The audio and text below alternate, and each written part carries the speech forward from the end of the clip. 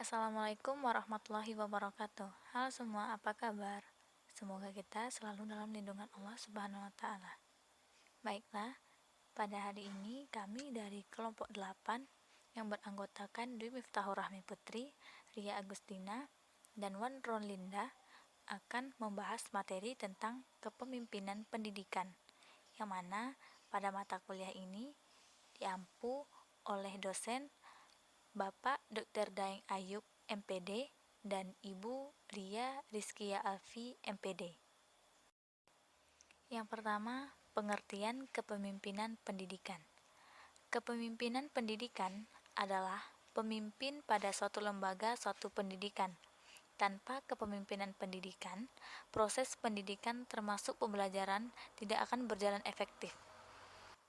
Kepemimpinan pendidikan adalah pemimpin yang menentukan keberadaannya yang dapat dipilih secara langsung, ditentukan oleh yayasan atau ditetapkan oleh pemerintah. Fungsi kepemimpinan pendidikan. Departemen Pendidikan Nasional membagi fungsi kepemimpinan pendidikan menjadi 7. Yang pertama, fungsi kepemimpinan pendidikan sebagai edukator atau pendidik. Mencakup 7 aspek, yaitu prestasi tenaga pendidik, kemampuan membimbing tenaga pendidik, kemampuan membimbing karyawan, membimbing siswa, mengembangkan staf, kemampuan belajar dan mengikuti perkembangan iptek, dan kemampuan memberi contoh mengajar. Yang kedua, fungsi kepemimpinan pendidikan sebagai manajer.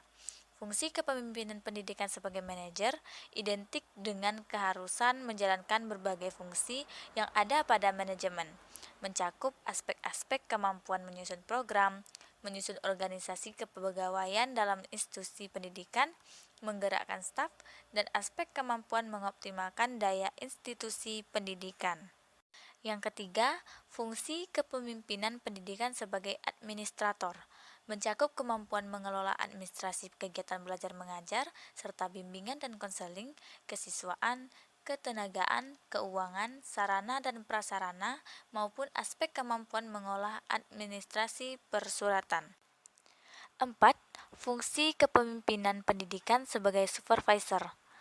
Kepemimpinan sebagai supervisor dalam melaksanakan tugasnya harus memiliki pengetahuan dan keterampilan mengadakan hubungan antar individu dan keterampilan teknis.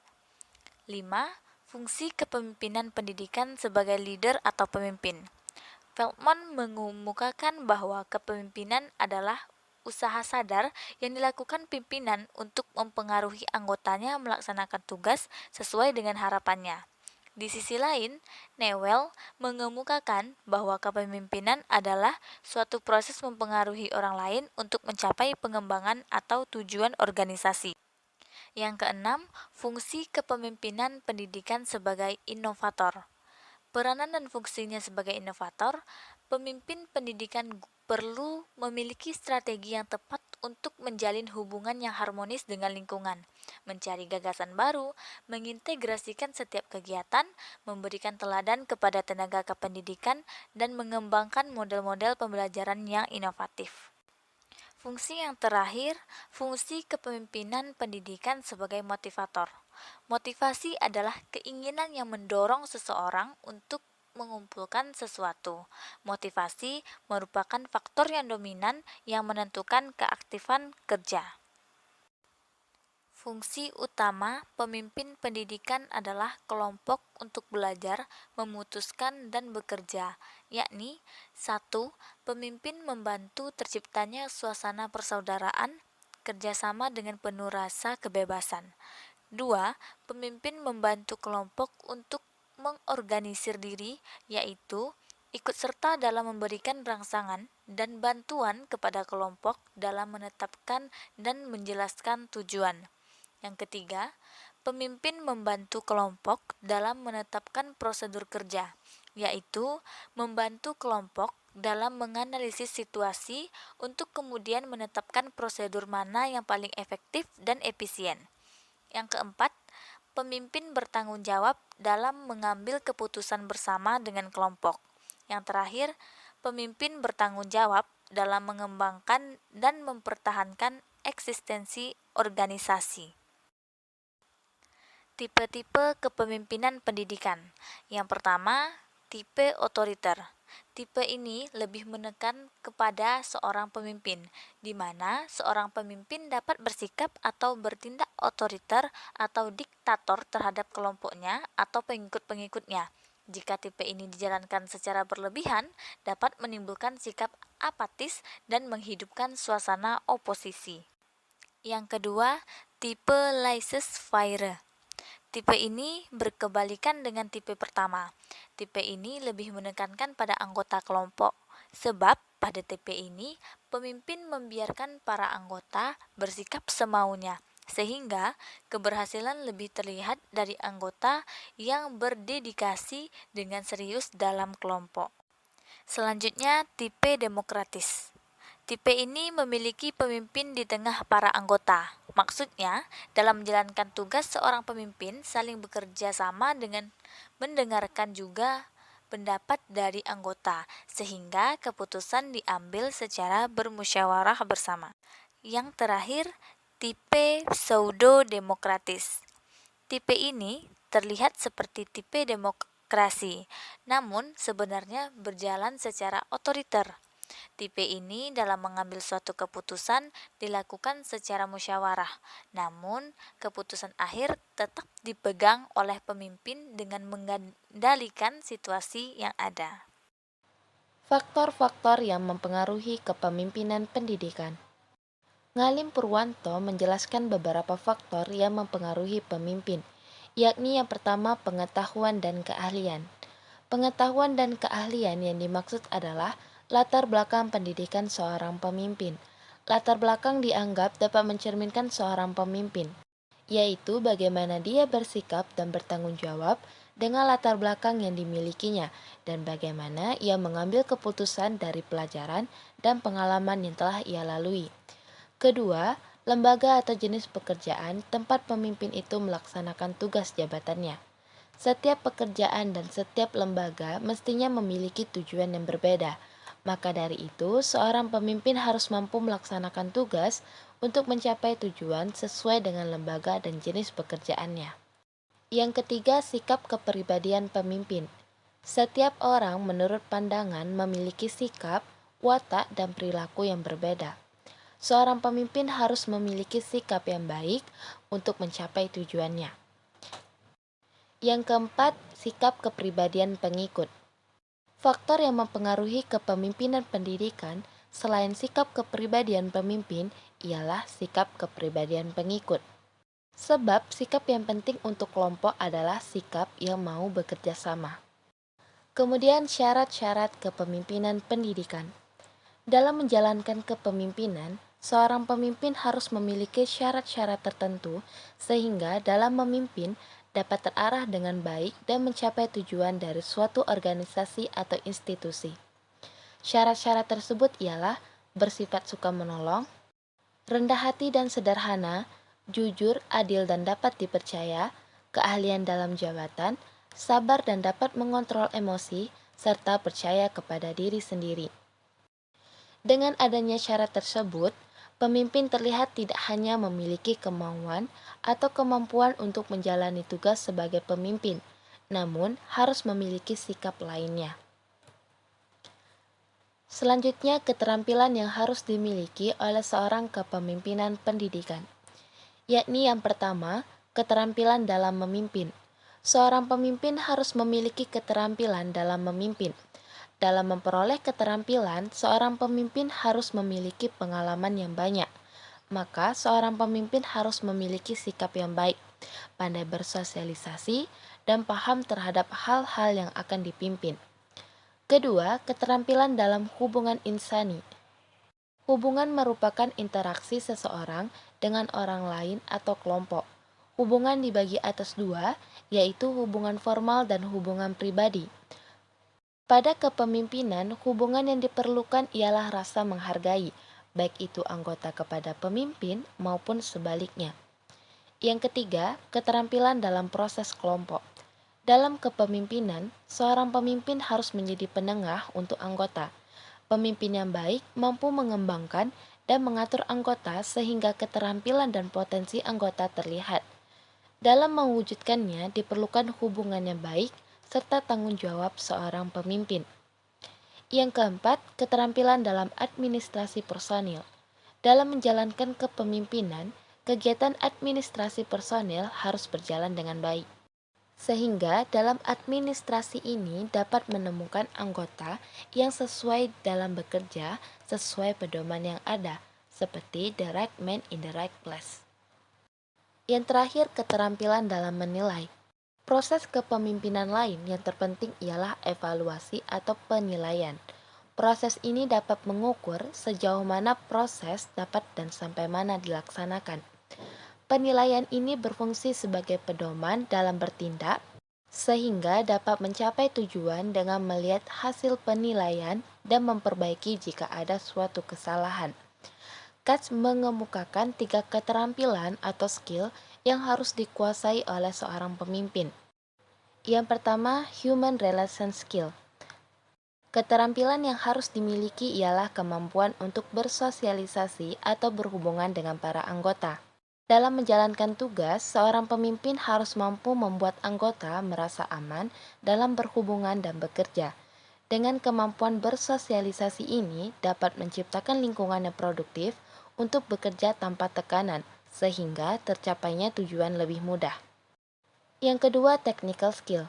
Keterampilan dalam menjalankan pekerjaan berdasarkan kepandaian atau ilmu seorang pemimpin sangat diperlukan. Kemampuan di mana seorang pemimpin menjalankan pekerjaan sesuai sumber-sumber yang jelas dan juga penyelesaian yang telah berpola. Yang terakhir, conceptual skill. Keterampilan yang dapat merumuskan konsep dengan matang, tidak melaksanakan kepemimpinan dengan ego sendiri atau lebih mau bekerja sama. Keterampilan inilah yang sangat dibutuhkan. Pendekatan dalam mempelajari kepemimpinan pendidikan. Yang pertama, pendekatan sifat kepemimpinan. Pendekatan ini menekankan pada sifat yang ada pada pemimpin atau kualitas pemimpin. Secara alamiah bahwa orang yang mempunyai sifat kepemimpinan adalah orang yang lebih agresif, lebih tegas, dan lebih pandai berbicara dengan orang lain, serta lebih mampu dan cepat mengambil keputusan yang akurat. Yang kedua, pendekatan perilaku pemimpin. Pendekatan perilaku pemimpin adalah pendekatan yang mengemukakan bahwa perilaku khusus yang membedakan pemimpin dan bukan pemimpin. Pendekatan ini menekankan pentingnya perilaku yang dapat diamati atau dilakukan oleh para pemimpin dari sifat pribadi atau sumber kewibawaan yang dimilikinya. 3. Pendekatan situasional atau kontingensi. Pendekatan ini menggambarkan tentang gaya kepemimpinan yang tergantung pada faktor situasi, karyawan, tugas, organisasi, dan variabel lingkungan lainnya. Dan yang terakhir, pendekatan pengaruh kewibawaan. Menurut pendekatan ini, keberhasilan pemimpin dipandang dari segi sumber dan terjadinya sejumlah kewibawaan yang ada pada pemimpin, dengan cara yang bagaimana para pemimpin menggunakan kewibawaannya tersebut. Model-model kepemimpinan dalam pendidikan. Model-model kepemimpinan dalam pendidikan dibagi menjadi 2, yaitu yang pertama model kepemimpinan pada masa lalu. Pada masa ini, yakni yang pertama, model watak kepemimpinan. Pada umumnya, studi-studi kepemimpinan pada tahap awal mencoba meneliti tentang watak individu yang melekat pada diri pemimpin, seperti misalnya kecerdasan, kejujuran, kematangan, ketegasan, dan kecakapan berbicara, kesupelan dalam bergaul, status sosial ekonomi, dan lain-lain.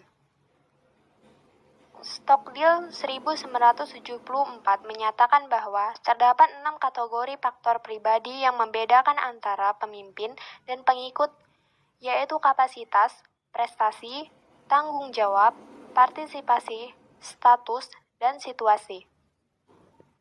Yang kedua, model kepemimpinan situasional. Model kepemimpinan situasional merupakan pengembangan model watak kepemimpinan dengan fokus utama faktor situasi sebagai variabel penentu kemampuan kepemimpinan. Studi-studi kepemimpinan situasional mencoba mengidentifikasi karakteristik situasi atau keadaan sebagai faktor penentu utama yang membuat seseorang pemimpin berhasil melaksanakan tugas-tugas organisasi secara efektif dan efisien. Dan juga model ini membahas aspek kepemimpinan lebih berdasarkan fungsinya, bukan lagi hanya berdasarkan watak kepribadian pemimpin. 3. Model pemimpin yang efektif. Model kajian kepemimpinan ini memberikan informasi tentang tipe-tipe tingkah laku para pemimpin yang efektif.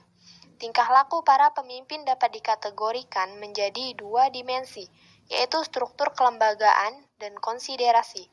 Halvin 1966 berpendapat bahwa pemimpin yang efektif adalah pemimpin yang menata kelembagaan organisasinya secara sangat terstruktur dan mempunyai hubungan dan persahabatan yang sangat baik. 4.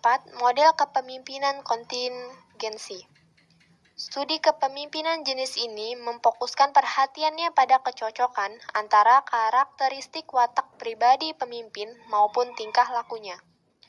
Model kepemimpinan situasional berasumsi bahwa situasi yang berbeda membutuhkan tipe kepemimpinan yang berbeda.